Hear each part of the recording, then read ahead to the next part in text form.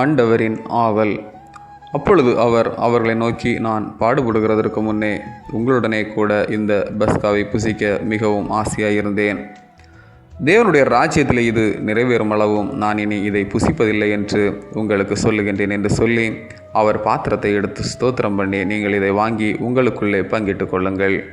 தேவனுடைய ராஜ்யம் வருமளவும் நான் திராட்சை பழரசத்தை பானம் பண்ணுவதில்லை என்று உங்களுக்கு சொல்லுகின்றேன் என்றார். லூக்கா 22, 15, 16, 17, 18. பந்திக்கு முந்து படைக்கு பிந்து என்பது பழமொழி. பந்தியில் விருந்து முதன்மைப்படுவதால் அனைவருக்கும் சரணத்தின் தேவையாக இருப்பதால் விரும்புவார்கள். இன்றும் இஸ்ரவேலர் குடும்பமாக உணவருந்தும் போது ஒரு தனி இருக்கையை ஆயத்தமாக வைத்திருப்பர். அந்த தனி இருக்கை மேசியாவுக்காக வைத்திருக்கும் இருக்கை. அவர் எப்போது வந்தாலும் பந்தியில் இணைந்து கொள்ள வேண்டும் என்ற விருப்பம்.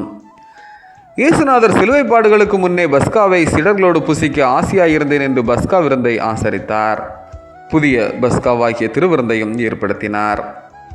புதிய உடன்படிக்கை அவர் மரணத்தையும் உயிர்த்தெழுதலையும் நினைவு கூறும்படி தனது சரீரத்தை அப்பமாகவும் இரத்தத்தை திராட்சரசமாகவும் கொடுத்து புதிய உடன்படிக்கையாக ஏற்படுத்தினார்.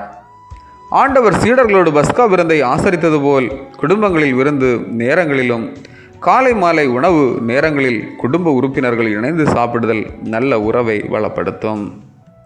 திருச்சபையிலும் திருவிருந்தில் இணைந்து செயல்படும் திருச்சபை மக்களை ஆவலோடு ஆண்டவர் எதிர்பார்க்கிறார். உடைதலில் இருக்கும் உயர்வும் உடைதலில் இருக்கும் மாற்றுவாக்கமும் புரிதல் நன்று. வெற்றி அல்ல, வெற்றிக்கு முன் இருக்கும் தியாகமே நினைவு கூறுதலுக்கு சிறந்தது. ஆமீன். இந்த நாள் உங்களுக்கு இனிய நாளாக மலரட்டும்.